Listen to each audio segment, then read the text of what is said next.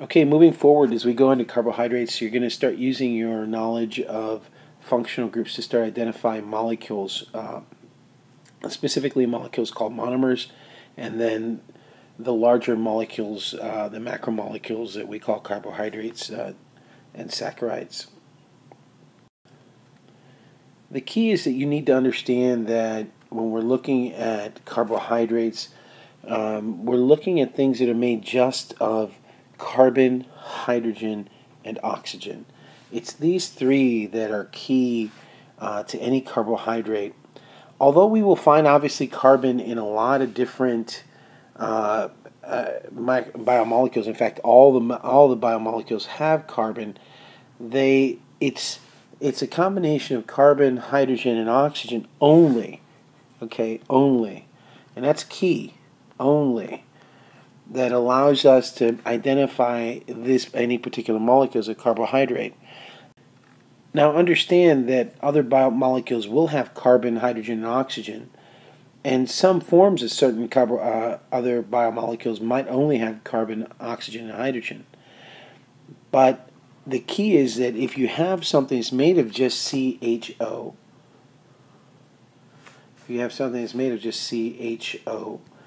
then your thinking should lead you towards this idea of a carbohydrate.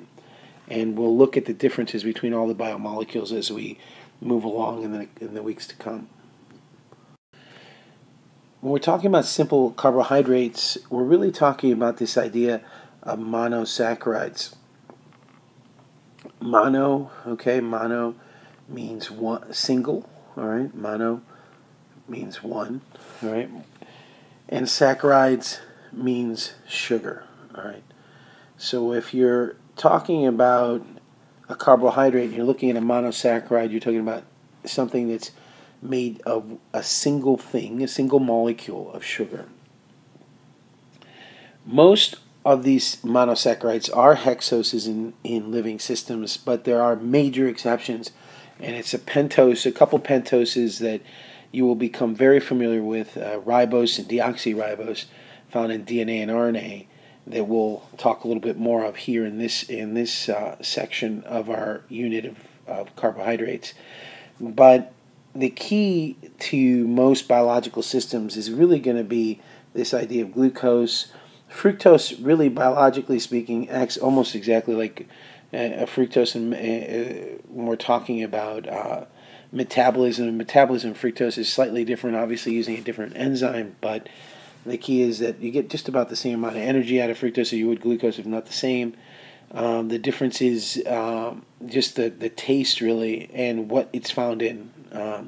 Fructose is found in fruits, that's where it gets its name, and high fructose corn syrup has gotten a bad rap lately.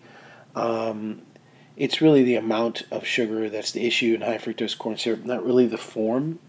So fructose and glucose really are not that different.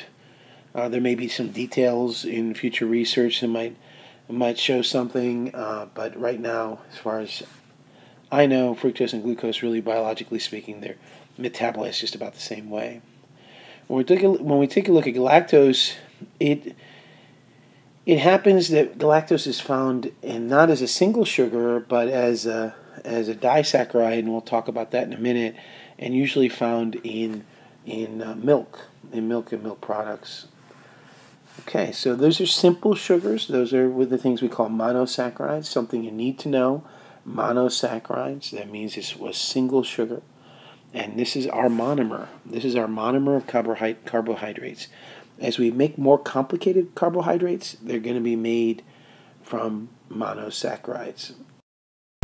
As we take a look at probably the most famous of our monosaccharides is this glucose molecule.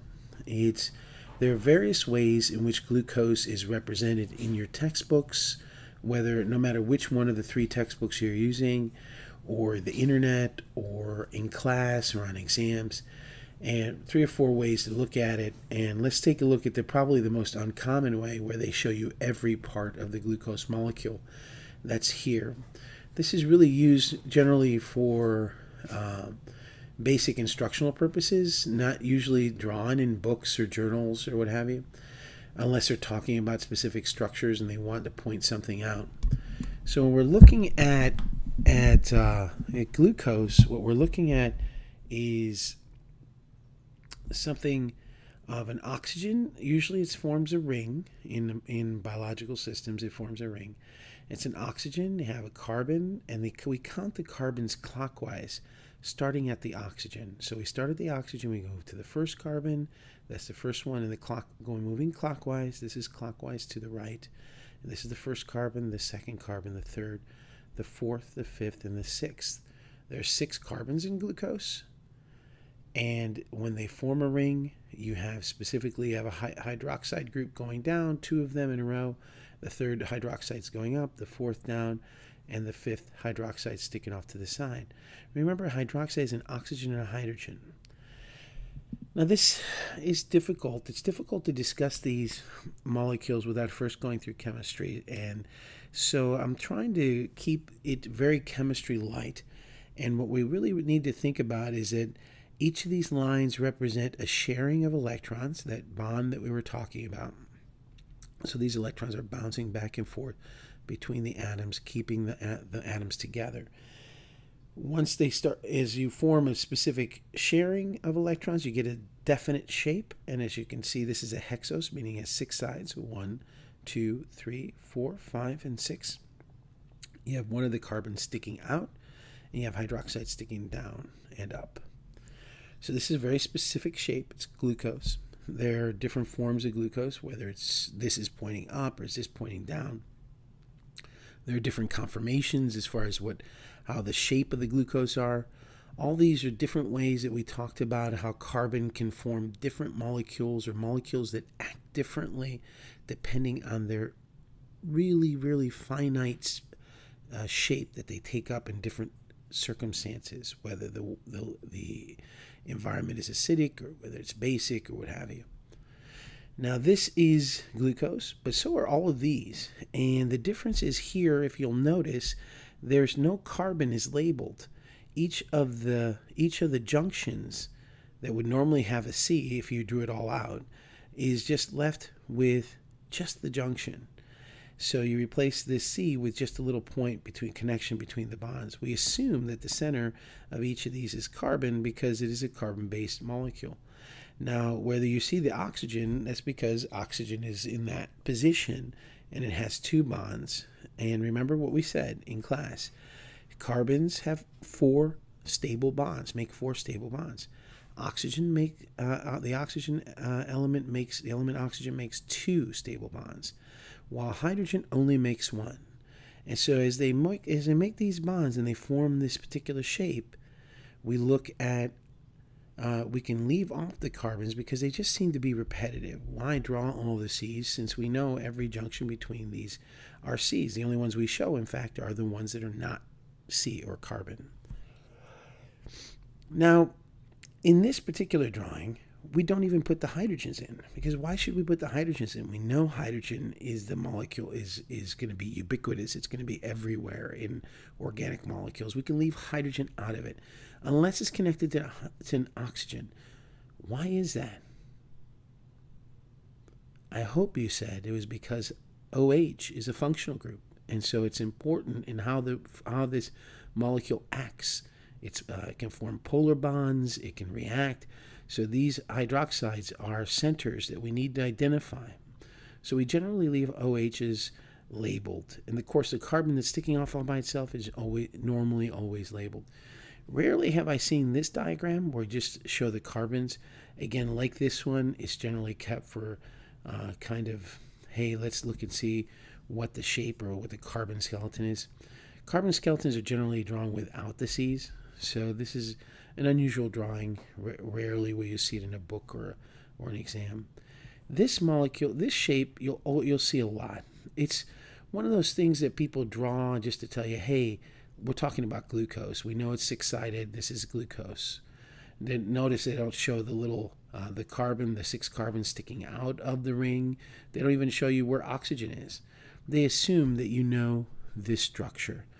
So you'll need to be able to identify a glucose molecule. Will I ask you to be able to tell the difference between galactose and glucose? No. If you can identify this six-sided sugar as glucose in any one of these diagrams, you're good to go. You don't have to memorize that this hydroxide is down, down, and this one's up, and then down, and then on the side. You don't have to memorize that. You do need to know, if you're talking about a six-sided sugar, and you know, you need to be able to tell the difference between that and, for instance, ribose, which is a five-sided sugar. So it's essential. That's essential. But all the details that you can see here, try not to be overwhelmed by them.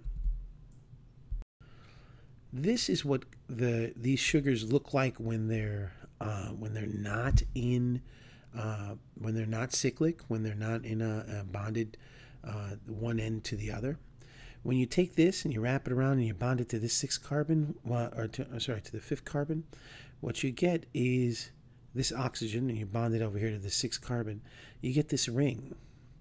This last carbon sticks up. This is what we call glucose. That's what forms glucose. Fructose, notice that the carbonyl group, remember this is one of those functional groups you should know. The carbonyl group is actually in the middle of the molecule. So where this is an aldehyde, this one's a ketone. Do you need to know the difference between aldehyde and ketone? No, but you see the difference here is that this one's at the end and this one's in the middle, and because of that, when this wraps around and bonds, it only bonds to the four, only one to the first, this first carbon here, this oxygen here comes around and bonds to this second position, and what you get is 1, 2, 3, 4. 4 carbons in the ring and 1 oxygen, so 5 pieces in the ring. And this methyl group, this CH2OH, right, this sticks out down below, and the other group, this other piece out here, sticks out above. And so that's why fructose ends up being a five-sided sugar, because of the way of where the double bond O, the carbonyl group, is when it circles in and turns into a ring structure. Galactose, if you notice, let's take a look at the difference between here glucose and here galactose. There really isn't much of a difference. If you take a real close look, the only difference is that this hydroxide is on this side. That's it. This hydroxide is on this side, boom, you have a big difference between galactose and glucose. You need a whole nother enzyme to break this up. You can't use the same enzyme that you can to break this up. In fact, there are people that can eat glucose, they can eat fructose, but they're galactose intolerant. They cannot digest galactose. They're born with this disease, and they end up having real issues as an infant. And in the past, the infants had died because galactose is found in mother's milk. And unfortunately, the milk that's meant to feed the baby ends up killing it. Luckily, we found alternatives to feed infants, so they don't have to die. But in the past, that's what would happen. The mother's milk would actually kill the child because the child did not have the enzyme to break this up. Okay, one last look at the difference between the monomers that make up the different polymers we're about to talk about. Glucose, that six-sided ring. Can you identify the difference between these? Fructose has 5 sides, but notice it has how many carbons? 1, 2, 3, 4, 5, 6. It's a 6-carbon sugar, so just like glucose. And remember, it just forms a 5-sided ring. Galactose is weird. You don't have to know the difference between galactose and glucose. If you looked at it closely, remember it's just where the position of the OH is. This OH is up, where this one's down. This one's up, where this one's down, etc. That's really the only difference between this molecule and this molecule. But that small difference makes a big difference in function. But you don't have to worry about this. So, and let me just say, do not worry about this. Galactose we'll talk about now in soon when we talk about disaccharides, but you don't have to memorize the shape. You should understand this, a little bit of this, right? Fructose, deoxyribose, and ribose, you definitely should be able to tell the difference. And if you look closely, the real difference, this word, let's take a look at the word deoxy, D. What does the prefix D mean? What does it mean for something to be petrified, detoxified, when you remove, or not toxified, right? when something is not something. Well, this is deoxyribose, and what it means is that it's missing an oxygen. And where is it missing an oxygen? Compare this one to the ribose. It's here at position 2. Remember what we said? We start with oxygen in the ring, and we label it clockwise. So 0, think of the oxygen as a 0. 1, 2, 3, 4, 5. 0, 1, 2, 3, 4, 5. So each of these positions are numbered clockwise. This is ribose. This is deoxyribose. It's missing an oxygen here. So if you know these structures, if you know one, you know the other one. The name tells you everything you need to know. Deoxy means without an oxygen. Ribose means it's a 5-sided sugar. Now 5-sided looks a lot like this, doesn't it? But count the number of carbons. 1, 2, 3, 4, 5. This is a true pentose. 1, 2, 3, 4, 5. 5 carbons, where this is 1, 2, 3, 4, 5. I'm sorry, 1, 2, 3, 4, 5, 6 carbons.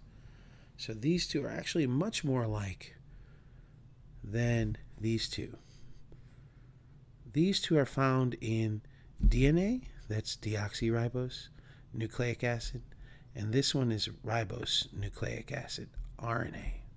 We'll talk more about that when we cover nucleotides soon. There was a question that was really telling that someone asked, and they said, are proteins destroyed, are enzymes destroyed in a sauna? Are they, or do they sweat in order so that they're not destroyed, so that they don't overheat and change their shape? Well, you need to understand proteins don't sweat. Proteins are molecules, and they're very small. And this is a chart similar to a chart I showed you earlier on in the year. And when you look at molecules like lipids and proteins, this is the size that we're talking about. Okay, proteins, enzymes are about this size, about 10 nanometers, a little less than 10 nanometers, as little as 1 nanometer. Glucose is around this size as well. Flu virus is really tiny, but look at its cell. There are billions of these proteins inside a cell, just a single cell. These don't sweat. They just carry on chemical reactions. And it's hard to imagine because these chemical reactions, they drive us. So when at the scale at which we are over here, we sweat and we overheat and we drink water and we digest food. And we're not really, it's hard to imagine how many of those glucose molecules are in a candy bar, for instance. There are billions of these glucose molecules inside a candy bar. And so when you eat and digest it, these molecules just get broken up and sent into the bloodstream. It's an amazing series of reactions, and it happens so quickly that it's hard to imagine. Hopefully by the end of the PowerPoint you'll understand this. So here we're looking at the bloodstream. Obviously, there's these abnormal cells. Here are white blood cells, and here's a red blood cells. And sugar molecules are all over inside the bloodstream. They're tiny, tiny, tiny, tiny little things. It's difficult to describe how small these are. But imagine 100 or 200 of them in this red dot, because they have to actually flow into these cells. And so they're very, very tiny as compared to what you're looking at right here. So even though this is a small blood vessel in your body, and these are cells within that small blood vessel, molecules of sugar are even smaller than this. So consider that. Keep that in mind. So again, here's glucose, fructose, glucose again, and galactose. Comparing glucose to fructose, as I said before, you have 6 carbons. The difference is that this oxygen is bonding to the second carbon, where here it's bonding to the first carbon. And so that's really the big difference between glucose and fructose. Glucose and galactose, the only difference is the hydroxide's up in galactose and down in glucose. But these small differences, something as small a difference as that, can mean the difference between your baby surviving or not if you don't have the enzyme to digest galactose. So now that we hit those differences, and remember, those are really based on this idea of carbon being able to form all these different molecules by just making small changes in the structure. Here's a simple carbohydrates, simple compared to the complicated ones we're about to go into, but it's these simple carbohydrates are things called disaccharides. Di means two. Two what? Two sugars. Remember that I said before that saccharides means sugars. So this stuff down here we should know, right? We went over it in class, but let's go down the list real quick. These things form condensation reactions, or I hope you said dehydration synthesis reactions, and these are made from monosaccharides. What different kinds of monosaccharides could they use? Well, they could use galactose. You can use glucose. You can use fructose.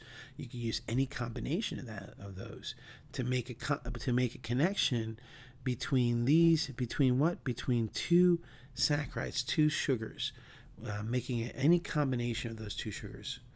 Maltose, for instance, is a combination of two glucose units. And maltose, what you'll find is in something called malt beverages, beers and such. There's a non-alcoholic drink called Malta in Hispanic cultures in the Americas.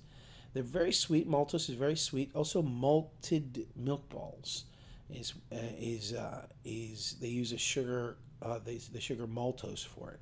It has two glucose units bonded together using condensation reactions, and usually you find this sugar in germinating seeds, and then you ferment them for alcohol if you want to do alcohol. If not, then you can use maltose as just a sugar. It has a little slightly different taste than just glucose. Sucrose is when you combine fructose and glucose, and that's found in everything, in sugar cane, sugar beets, anything sweet. Really, you're thinking of sucrose. And it's a combination of fructose bonded to glucose. And how did you bond those two? Condensation reactions or dehydration synthesis. Please refer back to the interactive labs that I sent you online for you to go and do. But certainly take a look at the textbook as well when you're talking about dehydration synthesis, and later when we talk about hydrolysis. If we build sugar, we need to be able to break it down. So we need enzymes to build them, but we also need enzymes to help break them down, to add water to them, to break up the disaccharides into a single monomer that we can then further digest. So condensation reactions need enzymes, but so does the hydrolysis reaction. Hydrolysis, remember, splitting them up. And lactose is that sugar in mother's milk. And that's when you combine galactose and glucose, two different monomers that you can combine, linking them together using this condensation reaction. So let's take a look at this condensation reaction. We covered it in class. I gave you an interactive lab I asked you to do. You notice these two are bonded together. In order to bond these together, remember, carbon can only make 4, and oxygen can only make 2 bonds. So here's a carbon atom that's bonded to an oxygen. If this carbon atom is going to be bonded to this molecule, we need to get rid of this oxygen. This has to leave. If this oxygen is going to bond to this carbon, then it needs to get rid of this hydrogen in order for these two molecules to unite. So these two leave as water, and then what you're left with is this carbon can now bond to the oxygen. That's this oxygen right here. And that oxygen then, of course, is bonded to this carbon, which you see that bond right here. All right, so these kind of trade places is what's happening, and water leaves. That's why it's called dehydration synthesis or condensation reactions. And water leaves, and the two monomers combine to form a disaccharide. In this case, this is maltose, that maltose we were discussing earlier, used to make malt beverages, used to make malted milk balls. This is what you're talking about. Now, if we wanted to eat that, if you ate some malted milk balls and you wanted to digest them, you'd have to break this bond. And the only way to do it is use an enzyme that puts water back in, that breaks up this connection here, adds hydroxide over here, and a hydrogen to this oxygen. There's your hydroxide over here, and They reversed it. The hydrogen to this oxygen and the hydroxide over here. So this is when you take that maltose and now you break it up into two glucose molecules. Now you can digest this and this.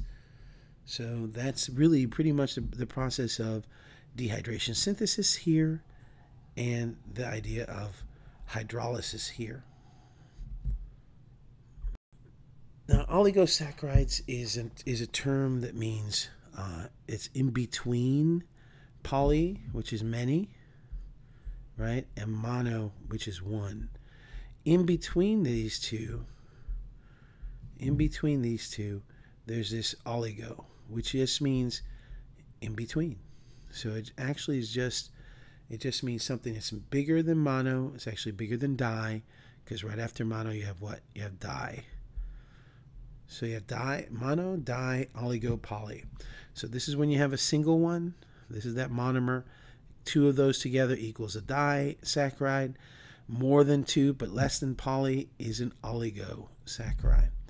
So polysaccharides are many, and oligosaccharides are in between di and many. Please note that these can be in a straight or they can be branched chains when we talk about polysaccharides. Now these are complex carbohydrates, and where you're going to find these complex carbohydrates is in glycogen, is found in animals, and starches are found in plants. You don't find starches in animals, and you don't find glycogen in plants. And the key here is that there's for storage. We store sugar in our muscles and in our liver. So for glycogen, we're talking muscles and livers, all right? For starches, usually you're talking about things like potatoes, right? And you're talking about things like beans. They're very starchy materials. They have a lot of stored glucose. They store it in these interesting formations that we'll look at in just a minute. But instead of having a disaccharide, just two of those monomers, two glucoses, or a glucose and a galactose, or a fructose and a glucose, you put thousands, if not millions, together to form these big branched macromolecules. Remember, macro means big. So here's glycogen, and you'll see that these molecules are all bonded together one after the other, branching off every so often. You'll see them branch off, and they continue.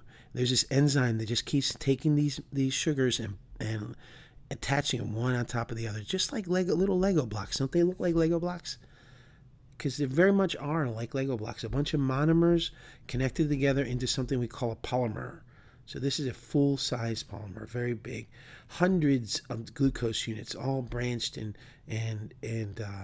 connected covalently to one another. That's glycogen, found in liver, found in muscles, and this is one glycogen molecule. There could be hundreds, thousands of glycogen molecules in a cell, or in a liver cell, or in a muscle cell. When you look at starch, or something called amylopectin we can eat, glycogen we can eat. These starch molecules, again, all connected one to the other. We have an enzyme that can break down starch. We have an enzyme that can break down glycogen. We can get these single monomers. We put them together with one enzyme. We can take them apart with another.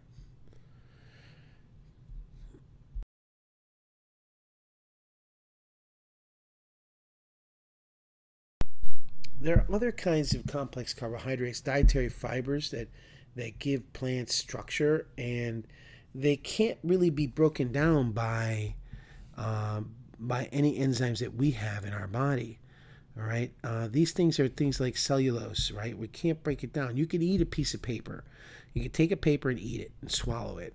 It'll get soft, it'll get mushy, but you can't take it apart. You can't get any sugar out of it, even though it's made of sugar. Even though it's made of those branched sugar monomers, glucose monomers, all connected one to the other. But they're so varied. They're so different from what we are used to that we really cannot take it apart. Remember, enzymes are very specific. Big difference between starch and and cellulose. This is the stuff we use in our pencils, and this stuff we eat in our potatoes. So when we take a look at starch, they're connected this way as a V. In cellulose, they're connected this way. There's no animal on earth that can take this apart. Very few organisms can break up cellulose. There's some bacteria and fungi that can do it. There's a lot of them, but there's not a large variety of organisms that can take apart cellulose and break it up into its monomers of sugar. If we could, it'd be wonderful. We could eat wood, no problem. But you need special bacteria to do it. If you think about termites, well, actually, termites have bacteria that have the enzymes. Even though they're animals, then they themselves don't have the enzyme to break it up. The bacteria in their gut have the enzymes to break this up. We can't break this up because we don't have an enzyme that can recognize this bond and make it, and what we call hydrolyze it, right? Add water to it to separate it. We do have an enzyme that'll add water to this bond and hydrolyze this bond. So remember, this is one of those drawings that I asked you at the beginning of the PowerPoint to really think about and making sure you knew that when you see this, you should think glucose, or at least one of the monomers of sugar. And so you see these monomers of sugar are all bonded together, just like these are. But we can't. The difference is how they're bonded together, one up, one down, whatever the differences are. I don't want to get into details of what exactly the differences are. If you're personally interested, you can stay after class and we can discuss it. But just to know that there's a difference between how they're put together that allows cellulose to be a structural component, the bark of the tree, and the starch is something that's built to temporarily house the sugar so that when the plant needs it, it can access it and use it for energy. And of course, we as animals use it for energy as well. So complex carbohydrates are really used in many different ways. They're fiber sources. They can be used as dietary fibers that help us digest, actually clean out our intestinal system, our colon. They're functional fibers that give us added benefits and give us nutrients and supplements. There are fibers that are both dietary and functional fibers. A lot of them, some of them are resistant to digestion, so it makes it easier on our blood sugar level if we eat just glucose without any kind of being complex, a carbohydrate that's simple, right? We talked about simple versus complex. You saw that complex ones are when you take a bunch of monomers and you connect them all into a big chain. Those complex carbohydrates take more time to break up, so your blood sugar level goes up slower. When you eat simple sugars like glucose, like even maltose or any of the disaccharides, you're talking about your blood sugar going up much faster, because these complex ones, like these starches, although starch actually increases depending on the type of starch, because it's not just all one kind, but the type of starch and what is in the banana. For instance, an unripe banana versus a ripe one. What's the difference is the environment the complex carbohydrate is found in, how much time the enzymes in the banana have had to break those complex carbohydrates down into simpler ones. That's the difference really between an unripe and a ripe one. That's why a ripe banana is so much sweeter, because the sugar has actually been broken up for you, versus those that are unripe or raw potatoes. I'm not suggesting you eat raw potatoes, but it's much more difficult for you to digest raw potatoes than those that are cooked. So something to think about when we're talking about complex carbohydrates is they increase your blood sugar at a slower rate, which is really good for your health, and something we'll need to think about when we start looking at diabetes a little bit. So digestion or breakdown of the carbohydrates starts in your mouth. There's this enzyme called amylase. Amylase starts to break down or hydrolyze starch. Remember, starch is amylopectin or amylose, and as amylase starts to break down these short polysaccharides and maltose, it starts to break down, this amylopectin into short polysaccharides like maltose, all right? And so the digestion of carbohydrates starts in your mouth. In your stomach, you continue to do that hydrolyzation, and a lot of times these fibers that are in vegetables, especially vegetables, but even fruits, it slows down the emptying, and it makes you feel fuller.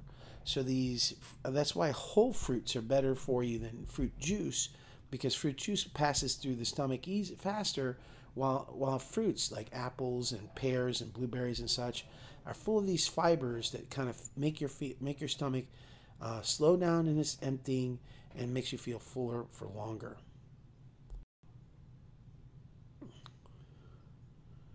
So here again, the carbohydrate digestion goes on.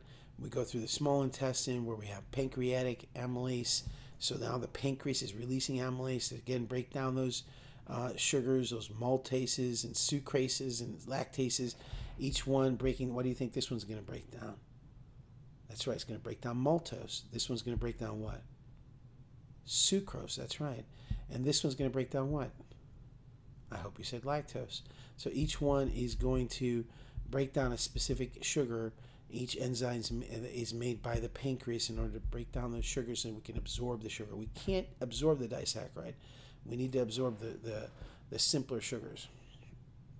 We take these and we hydrolyze again, adding water to starches and disaccharides to make the monosaccharides.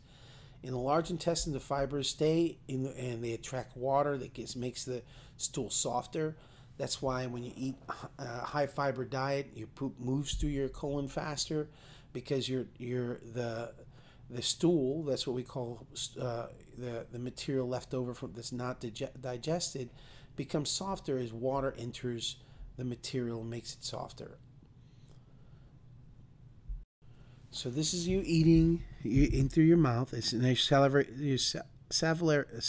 glands start to release enzymes that start to break down starch into small polysaccharides and maltose. You swallow it, and your stomach here starts to digest it a little more. If you have a lot of fibers, it slows down the digestion. It enters the small intestine, where your pancreas releases enzymes that help break down maltose, sucrose, and lactose, each of them having their own enzyme. And they make glucose, fructose, glucose, and galactose, glucose. And all these monomers can now be absorbed in the small intestine into the bloodstream. And you'll see that in just a minute. In the large intestine, bacterial enzymes take some of the fiber and make them into fatty acids. And oh yeah, that's your famous gas. So really, what comes when you're passing gas, you're passing a gaseous form byproduct that's made by bacteria, not by you. So carbohydrates are absorbed primarily in the small intestine. Glucose and galactose are absorbed by something called active transport, and we'll talk about that later. Fructose is absorbed by facilitated diffusion. So again, we'll talk about the difference between active transport and facilitated diffusion. The key is that it's absorbed in the small intestine, and they're absorbed in different ways. And we'll come back to this probably in 3 or 4 weeks. So remember to think about, what could active transport be versus facilitated diffusion? What might diffusion be? This is kind of our next topic after we're done with these macromolecules. When you look at close-up look at the intestines, here you have the small intestine. So here's where the food is, inside the purple area. So the purple area here is the food. Notice these undulating, what we call microvilli. And these intestinal villi, we call them villi, villi. They're just increasing the surface area. Instead of having one smooth area, by making these dips, you double, triple, even 10 times the surface area that you might have without these undulations. These are cells. Each one of these is a cell. And this is not to scale. The glucose molecule is not that big. But what happens is that the glucose molecule is taken up into the bloodstream. The cells actually take them in and they put them in the bloodstream. This is the blood coming from the heart here and then back to the heart on this side. And this goes to the liver. So from these veins, these are arteries where blood is traveling away from the heart. The blood is traveling back to the heart. So as the blue goes and enters the liver then does the digestion of the monomers called glucose, fructose, and galactose. And it decides whether it wants to put it into glycogen or does it want to put it into fat. So the liver does all kinds of decisions, not thinking decisions like our brain does, but just simple chemical reactions depending on what is present, what are some of the triggers, what are some of the signals that it's able to perceive via cell-to-cell signaling.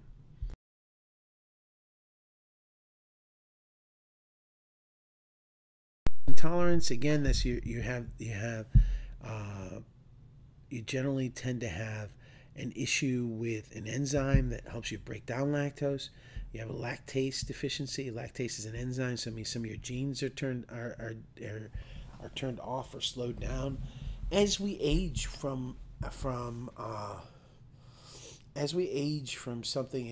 small infants into adulthood, we tend to reduce lactose, our lactase, our production of lactase. We produce the most lactase when we're infants. As we get older, we slow down that production of milk, of lactase, which because we don't normally drink milk outside of our mother's milk. But it turns out that Europeans, Northern Europeans, Scandinavians, they continue to drink milk from things like cows and goats and etc. So they actually over time have kept the lactase even into adulthood, where Southeast Asians and Native North Americans really didn't drink milk as adults. So they tend to, and in fact, if you look at their diet now, you will not find a lot of milk products in their foods. You won't find a lot of cheese in Chinese food, in traditional Chinese food, for instance. You can impact lactose intolerance by slowly increasing the milk products that you drink. You can impact by eating other dairy products like cheese. You start by eating cheese and then you move back into milk. You can take dairy products and eat them throughout the day, little bits of it, and then that'll signal your body to start making more of that lactase enzyme. If you don't have an inability to make it, that is. And they use you use different kinds of milk that's been acidified. So things like yogurt and fermented products, they're easier for you to digest because they're partially broken down for you. So you can take that yogurt. It's easier to eat for someone who has lactose intolerant than let's say an ice cream. You can eat enzymes like lactase. You can actually buy lactase, and it's an enzyme that you can buy at the store. And you could use lactase to help digest milk. You just put it in your stomach and then drink some milk, and that lactase will start to digest the lactase and break it down. So you can start to individualize your diet. If you're lactose intolerant, you can just keep lactose out of your diet. Just don't eat milk products. Easier said than done for people that love cheese, but other than that, it's probably not that difficult to do. Take a look at the digestion of sugar and other carbohydrates. We think about what's happening in the intestine here, and what's happening is you're taking those complex carbohydrates and those disaccharides, and you're breaking them up into these monomers of glucose, galactose, or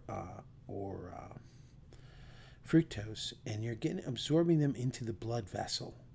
Once in the blood vessel, there's a change of the concentration of enzyme of glucose goes up. After you eat, like say, you sit down, you eat a candy bar, you eat a burger, candy bar, and some fries, your blood glucose goes skyrocketing high. It goes straight up.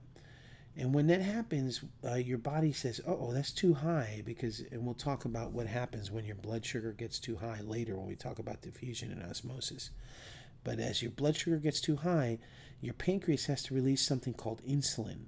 And insulin is a hormone, it's another protein, that tells the cells of your body, hey, take the sugar out of the blood. Take the sugar out of the blood now. And your muscles start absorbing the sugar, your liver starts absorbing the sugar, and the level, see how high the sugar is here? Look at how low it is here.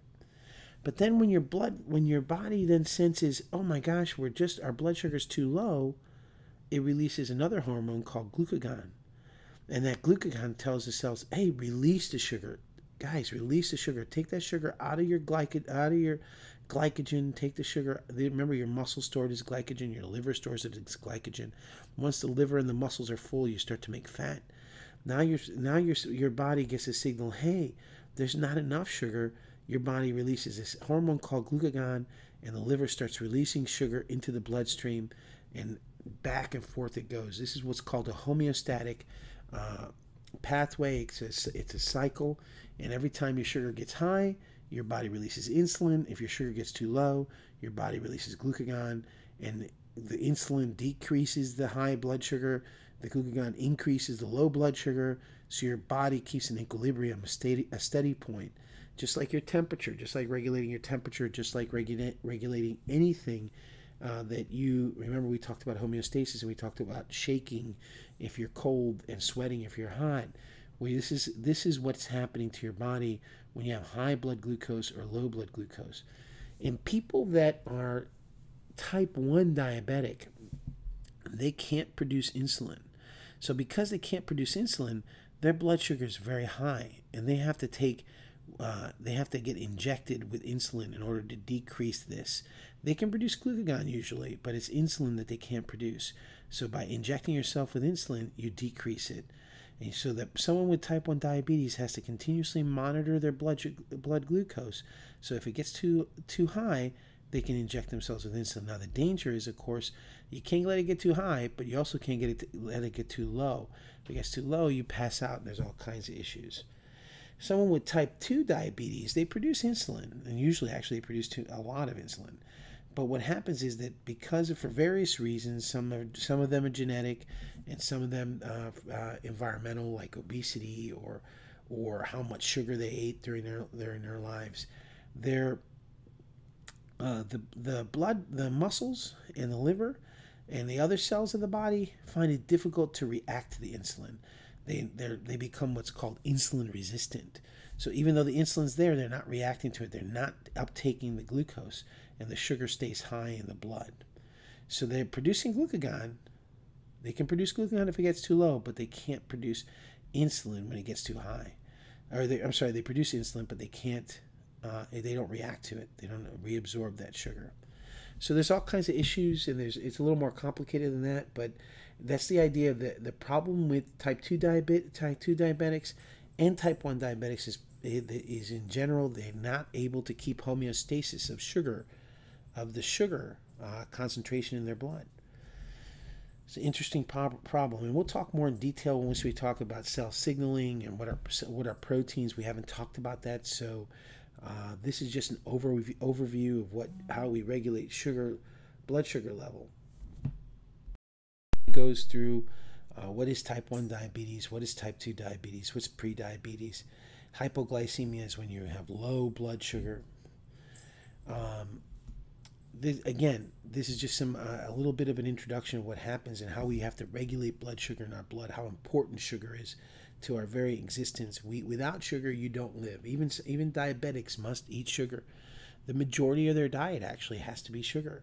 So that's what makes diabetes such a hard disease to manage, is you have to eat the sugar. So it's not like people that are lactose intolerant. When you're an infant, you can just not eat lactose. If you're lactose intolerant, you just don't eat lactose. But if you can't manage sugar, you got a problem, because you have to eat it. So you have to find a way to manage it. And so people with type 1 and when type 2 diabetes gets advanced, you have to start taking insulin shots. You have to measure your blood glucose all the time. If it gets too high, you get a certain set of symptoms. If it gets too low, you have another set of symptoms. The glycemic index, and the glycemic index is just something that refers to how quickly that particular carbohydrate increases your blood glucose. A lot of this is more in the realm of health than it is that's stuff that's going to be on your final.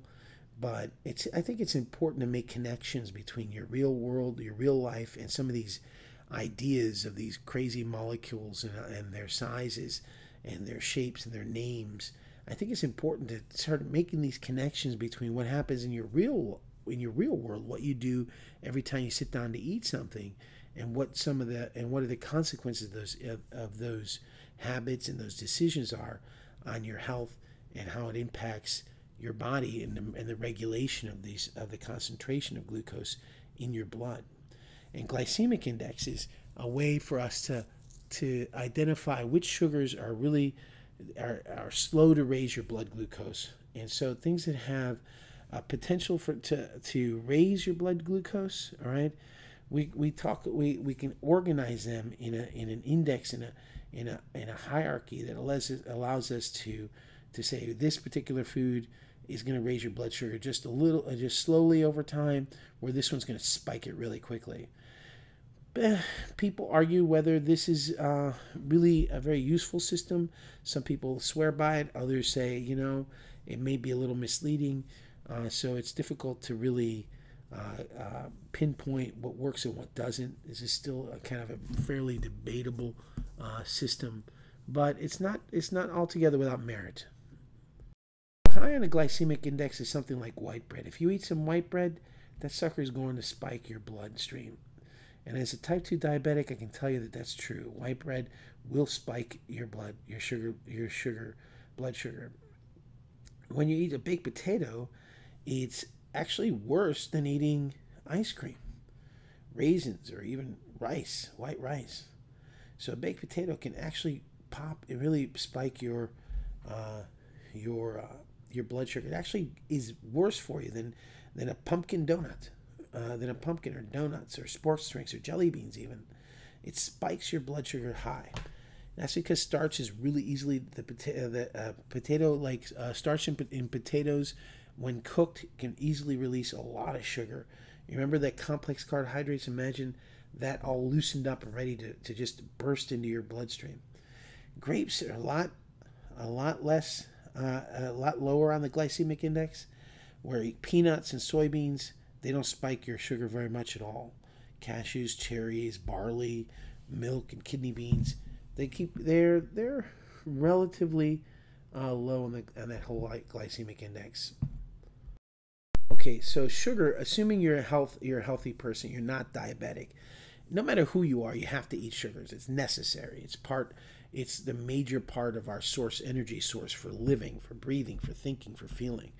But sugar in itself is not a major health risk. The problem is, well, except for your teeth, right? Sugar in itself is an issue, though, when you're talking about obesity, because obviously if you eat too much sugar, then that sugar goes to fat, and then fat adds on weight and increases how much blood you need. And the more blood you need, your pancreas can't keep the insulin concentration high enough, and so that starts to really impact how your body acts and reacts. Consuming foods like they're added with added sugars is an issue because you're adding energy that you really don't need to add to your food. If you drink, for instance, if you add sugar to cornflakes already has a lot of sugar. You added sugar to it, it does improve the taste, but now you're adding sugar that doesn't really have a lot of nutritional value. You're eating more sugar than you need, so that all that extra sugar is going to fat. And on top of that, there's no nutrients that you can absorb from that sugar. You're just getting pure energy. Naturally occurring sugars like fruits and vegetables and milk are very acceptable sources of sugar because they don't only bring energy in the form of sugar, they also have vitamins and minerals and fiber. Remember that fiber that slows down how you absorb the sugar, so you don't get as many spikes throughout the day of blood sugar level, which improves your ability to process and keep homeostasis when you're talking about blood sugar. Dental caries, those are things you call cavities, right? And how do we look at that, and how does sugar impact that? You need to understand that when you eat empty calories, that in itself is not a bad thing. But when you're eating empty calories and you fill yourself up on a candy bar or a bunch of gummy bears, or I see some of you guys snacking on a bag of chips, again, potatoes spike that blood sugar. These things have very little nutrients. They don't have, with proteins and even fats and complex carbohydrates, you have the opportunity to slowly increase your sugar level in your blood. That's better than fast increase. And on top of that, you're filling yourself up with stuff that gives you nutrients like amino acids and necessary fats and necessary lipids. So these things, it's much better to eat things that have these natural, nutritious minerals and things that you can't find in just plain sugar, rather than this plain refined sugar. So what does your tooth look like? A lot of people think that tooth is dead. Actually, a tooth is alive. The top part of the tooth is enamel. It's also known as a crown. This has it's very tough. It's made to be tough. It obviously has to be tough. And then you start to get deeper in the tooth, and things become a little softer. They become vascularized. In other words, you have blood vessels that come in and feed these living the cells in the tooth. And there's a nerve that comes. It's called here's a canal. What's called a root canal. This is where the nerve and the blood goes through the bone. There's bone here. This bone is alive. Bone is alive. Has cells. So this is the problem when you get a cavity. Cavity is a bacteria that eats its way through the enamel and gets in the bloodstream. Now you have an infection in your blood, which can negatively impact your health.